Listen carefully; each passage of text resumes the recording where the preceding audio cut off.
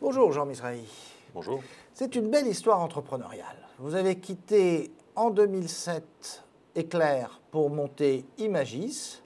Et après un investissement de 6 millions d'euros à peine, de 2 FCPI, OTC et Odyssée, vous voici à la tête d'une entreprise qui est presque un leader européen de la distribution numérique du cinéma, ou des services à la distribution numérique tout au moins, qui fait 40 millions de chiffre d'affaires, qui a créé 100 emplois, qui vaut 50 millions en bourse et qui aide à restructurer un secteur qui prend l'innovation en pleine figure. Pourquoi la bourse? Qu'est-ce qu'on attend de la bourse? On attend de la bourse plusieurs choses.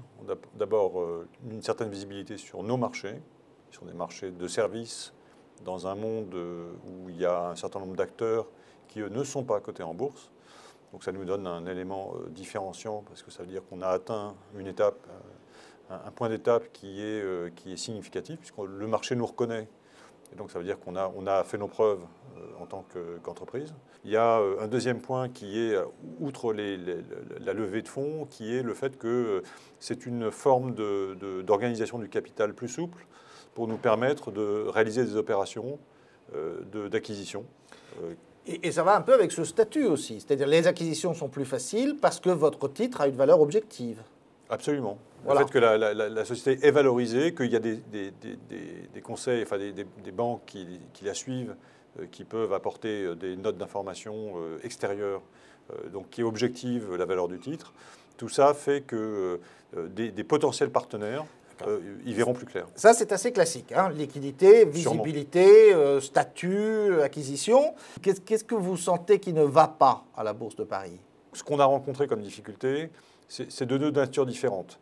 Il y a d'un côté les investisseurs, on va dire professionnels, institutionnels, qui eux ont plutôt une bonne adhésion au projet de l'entreprise. On a eu un retour très positif et les PSI ont eu un retour très positif de ces investisseurs.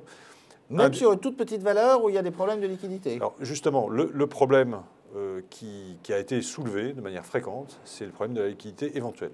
Le fait de savoir qu'il n'y avait pas de certitude, que le titre serait liquide, et donc prendre une ligne un peu importante sur une société comme la nôtre, c'était un risque, non pas sur le risque de business, mais c'est un risque de liquidité. Vous parliez de deux problèmes. Le deuxième problème, c'est les particuliers. Les particuliers sont un peu retirés de la bourse. On le voit...